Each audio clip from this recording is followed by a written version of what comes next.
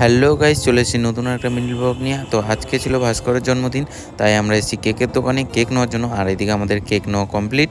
আর sorry, ভাস্করের জন্মদিন আজকে না, কালকে, মানে আজকে রাত 12টার পর। তাই আমরা ঠিক করি রাত 12টার পরই কেকটা কাটবো। আর এদিকে দেখো আমার গাড়িটা দাঁড়িয়ে আছে। আর আমরা এখন চলে যাচ্ছি বাড়ির দিকে। এখনও রাত 12টা বাজতে অনেক টাইম আছে। আর এদিকে মোটা ভাইয়ের গাড়ির তেল শেষ, তাই ও চলে এসেছিলো ড্রাম নিয়ে গাড়িতে তেল ভরার জন্য আমার গাড়ি করে। আর এদিকে দেখো ও চুপচাপ গাড়ির উপর বসে আছে, ও জানেই না যে আমরা এরকম একটা প্ল্যান করেছি। তার কারণ আমরা মাঝে মাঝেই শক্তিগড় যাই ল্যাংচা খেতে।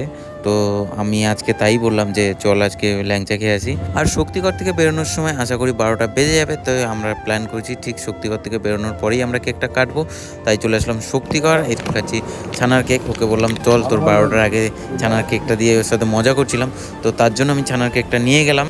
আর বাড়ি থেকে যে কেকটা নিয়ে এসেছি পুরো দায়িত্ব হয়েছিল আমার ওপর, যে কেকটা কি করে ওকে না দেখিয়ে আনা যায়।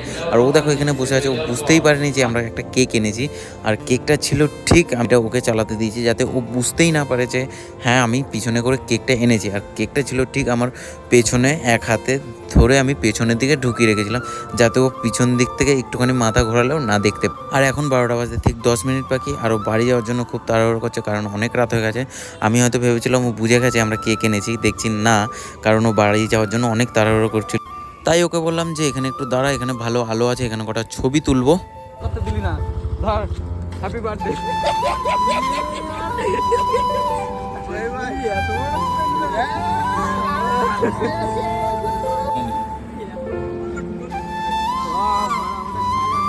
তোরে তোরে আনতে যাওয়ার আগে আমি গাড়ি নিয়ে বুঝ করে বেরোই, কেকটা নিয়ে মোটাদের ওই গোড়ায় রাখি, বুঝলি তো? হ্যাঁ, তারপরে যখন তুই চাপলি, মোটা চাপলো, আমরা ওখানে দৌড়াই নিয়ে আবার চাপলাম।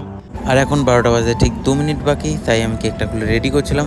আর ও যেহেতু আমাদের মধ্যে সবার থেকে লম্বা, তার জন্যই ওর কেকের উপরে ভাস্কর লম্বু লেখা হয়েছে। তো ফাইনালি 12টা বেজে গেছে। আর ভাস্করকে জানাই many many happy returns of the day.